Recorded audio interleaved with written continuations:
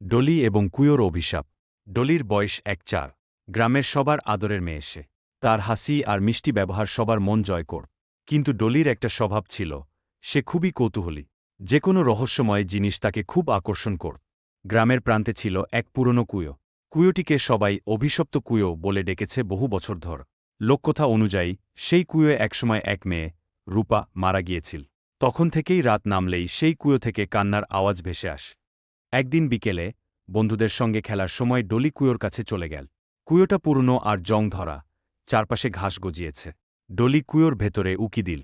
হঠাৎ মনে হল কেউ যেন ফিসফিস করে বলছে, ডলি, এখানে এসো। ডলি চমকে উঠ, ভয়ে এক পা পেছনে সরাল। কিন্তু তার কৌতূহল তাকে থামতে দিল না। সে কুয়োর ভেতরে তাকিয়ে বলল, তুমি কে? কি চাও? কয়েক মুহূর্ত নীরবতার পর কুয়ো থেকে একটি মিষ্টি গলা শোনা গেল, আমি রূপ। আমি কুয়োর মধ্যে আটকে আছি। তুমি কি আমাকে মুক্তি দেবে? ডলি ভয় পেলেও রূপার কণ্ঠে করুণ সুর শুনে তার মায়া হল। সে বলল, আমি কিভাবে তোমাকে মুক্তি দেব? রূপা বলল, প্রতিদিন এই কুয়োতে ফুল আর প্রদীপ দা। কিছুদিনের মধ্যে আমি মুক্ত হব। ডলি রাজি হয়ে গেল। ভয়ঙ্কর সত্যের উদ্ঘাটন। ডলি প্রতিদিন কুয়োর কাছে গিয়ে ফুল আর প্রদীপ দিয়ে আস।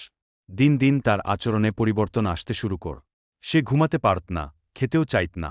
মাঝরাতে সে কুয়োর দিকে তাকিয়ে ফিসফিস করে কথা বল। এক রাতে ডলির মা তাকে অনুসরণ করলেন। দেখলেন, ডলি কুয়োর ধারে বসে কথা বলছে। কিন্তু সেখানে আর কেউ নেই, শুধু বাতাস বইছে। মা ভয় পেয়ে গেলেন। ডলির মা তাকে বারবার বলতেন, সেই কুয়োর ধারে কাছেও যাস না, সেখানে কিছু অশুভ শক্তি আছে। কিন্তু ডলি সেসব কথায় কান দেয়নি। তার মা এই পরিবর্তন লক্ষ্য করে তাকে জিজ্ঞেস করলেন, তুই ঠিক আছিস তো, মা?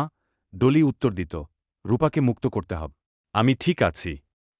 পরদিন গ্রামে এক মুরব্বিকে ডেকে আনা হল। মুরব্বি বললেন, রূপার আত্মা মুক্তি চায়, কিন্তু তার চাহিদা পূরণ করলে সে তোমার মেয়ের উপর সম্পূর্ণ অধিকার নিয়ে নেবে। এটা বন্ধ করতে হবে। অভিশাপের সমাপ্তি। মুরব্বি ডলির মা বাবাকে পরামর্শ দিলেন পূজার আয়োজন করতে। রাতের বেলায় কুয়োর চারপাশে প্রদীপ জ্বালিয়ে মন্ত্রপাঠ শুরু হল। কুয়ো থেকে হঠাৎ প্রচণ্ড বাতাস বইতে লাগ। ডলি অজ্ঞান হয়ে পড়ে গেল। মুরব্বি বললেন, রূপার আত্মা এখন আমাদের বাধা দিতে চাইছে, কিন্তু আমরা থামব না। পূজা শেষ হলে কুয়ো থেকে এক সাদা আলোর বল বেরিয়ে আকাশে মিলিয়ে গেল। ডলি তখন ধীরে ধীরে জ্ঞান ফিরে পেল। ডলি বলল, আমি স্বপ্নে দেখলাম, রূপা আমাকে ধন্যবাদ জানিয়ে বলল, সে মুক্ত হয়েছে। সেই রাতের পর থেকে আর কখনো কুয়ো থেকে কান্নার আওয়াজ শোনা যায়নি।